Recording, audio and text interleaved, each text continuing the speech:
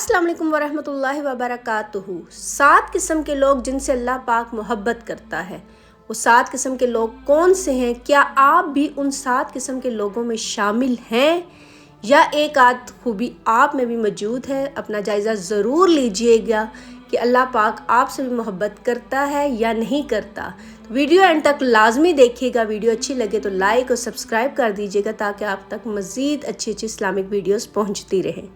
कुरान और हदीस में इन 7 किस्म के लोगों का कहाँ ज़िक्र है, ये डिस्क्रिप्शन में मैं डिटेल लिख लूँगी। अगर आपने देखना होगा हदीस का हवाला या कुरान पाक का तो आप डिस्क्रिप्शन में चेक कर सकते हैं।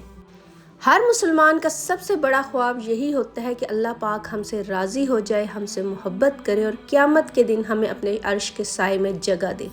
आज की वीडियो में हम बात करेंगे इन 7 खुशनसीब लोगों की जिनसे ख़ुद अल्लाह ताला मोहब्बत फरमाता है।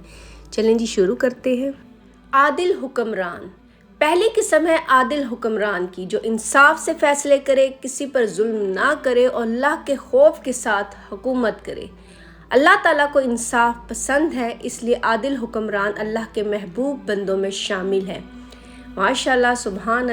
देखिए कितनी बड़ी खुशखबरी है आदिल हुक्मरान के लिए। अगर कोई समझे, अगर कोई इल्म वाला हो जो कि हुक्मरान, आजकल तो बस कहते हैं अपनी जेबें भरें, अपनी जो है ना वो अपने ख़जाने भरें।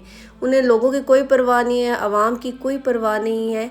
लेकिन अगर कोई समझे अल्लाह ताला की मोहब्बत, कितनी कीमती मोहब्बत उनको मिले, अगर वो अदल के साथ जो है ना इंसाफ के साथ अपनी हुकूमत को चलाएं तो अल्लाह ताला की मोहब्बत उनको मिल जाएगी, अल्लाह ताला के अर्श के साए में उनको जगह मिल जाएगी। लेकिन लोग नहीं समझते। दूसरा है जी वो नौजवान जो जवानी में अल्लाह की इबादत में लगा रहे। माशाल्लाह, नौजवानी ख्वाहिशात का दौर होता है, लेकिन जो शख्स इसी उम्र में अल्लाह की इबादत, नमाज, तकवा में लग जाए वो अल्लाह का ख़ास महबूब बन जाता है। सुबहान अल्लाह। देखें ये भी कितनी बड़ी नेमत है। आजकल के नौजवान किस तरह भटके हुए हैं, लेकिन इस जो नफ्सा नफसी के दौर में अगर कोई अल्लाह ताला के करीब होता है, अपना दिल मस्जिद में लगाता है, कुरान पाक पढ़ने में लगाता है, तकवा इख्तियार करता है, बुराई से बचता है, नमाज की तरफ जाता है, तो वो अल्लाह ताला के महबूब बंदों में शामिल हो जाता है। सुबहान अल्लाह।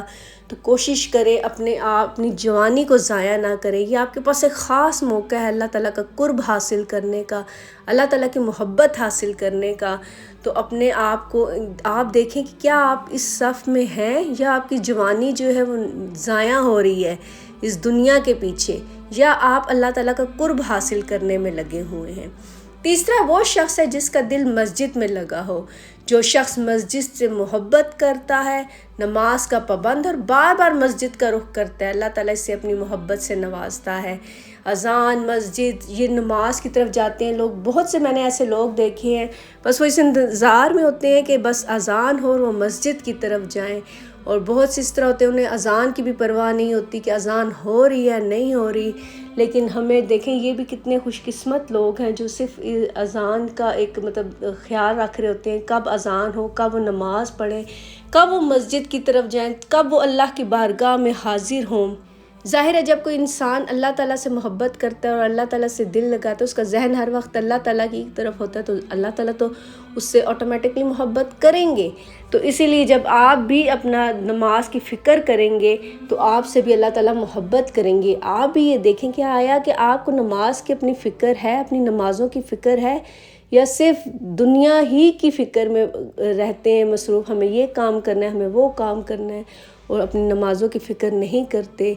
तो अगर ये मौका भी आपके पास बहुत ज़बरदस्त है कि आप अपनी नमाज़ों की फ़िक्र करें और अल्लाह ताला की मोहब्बत को पा लें। अगर आपने अल्लाह ताला की मोहब्बत को पा लिया तो आपने सब कुछ पा लिया।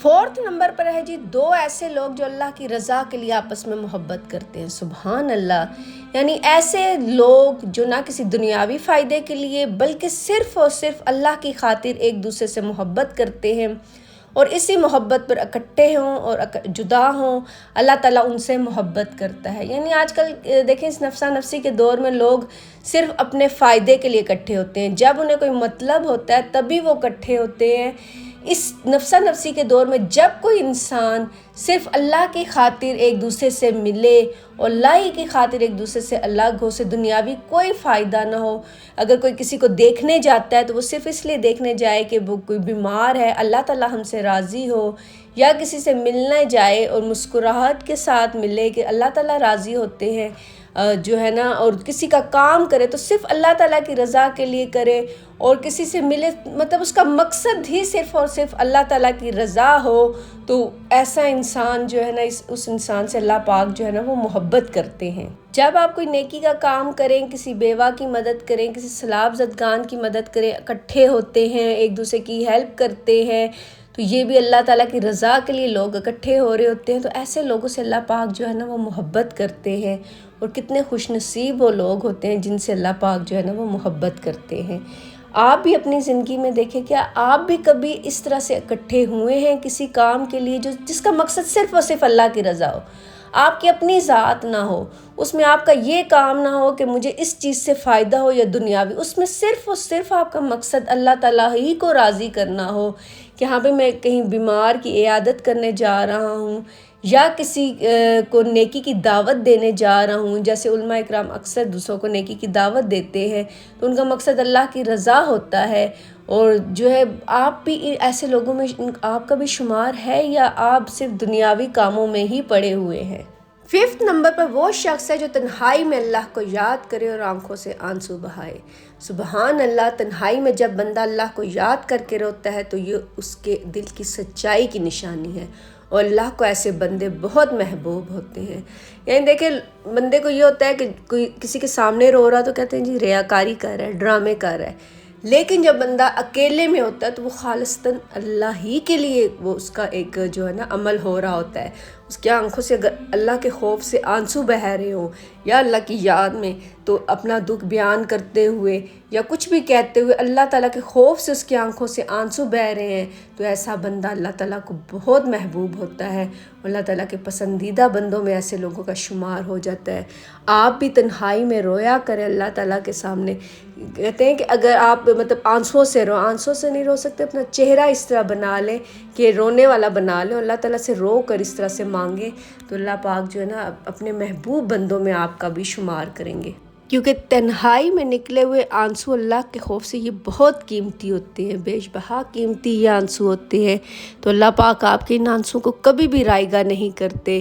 تو تنہائی میں رویا کریں، اللہ تعالیٰ سے رو رو کر مانگا کریں، تہجد میں مانگا کریں، اکیلے ہوں، جس ٹائم کوئی نہ ہو، جس ٹائم آپ کا اور اللہ تعالیٰ کا تعلق ہو، دن میں کوئی ایک ایسا لمحہ ضرور اپنی زندگی میں رکھیں جس وقت آپ اور اللہ تعالیٰ جو ہے نا آپ دونوں کا ایک دوسرے کے ساتھ کنیکشن ہو، کسی تیسرے بندے کا اس میں جو ہے نا عمل دخل نہ ہو، وہ رات کا کوئی پہر ہو، کوئی بھی وقت ہو جہاں پر کوئی تیسرا نہ ہو، صرف آپ اور اللہ تعالیٰ کا کنیکشن ہو، تو یہ بہت ہی خوبصورت لمحہ ہوتا ہے، تو اس لمحے کو کبھی ضائع مت کیجیے گا، یہ تو آپ اتنا تو کر ہی سکتے ہیں۔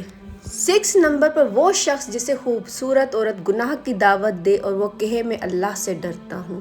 سبحان اللہ، کتنا ایمان والا وہ انسان ہوگا جسے کوئی خوبصورت عورت گناہ کی دعوت دے اور وہ صرف یہ کہہ دے کہ میں اللہ سے ڈرتا ہوں، اور وہ کتنا نیک اور متقی انسان ہوگا۔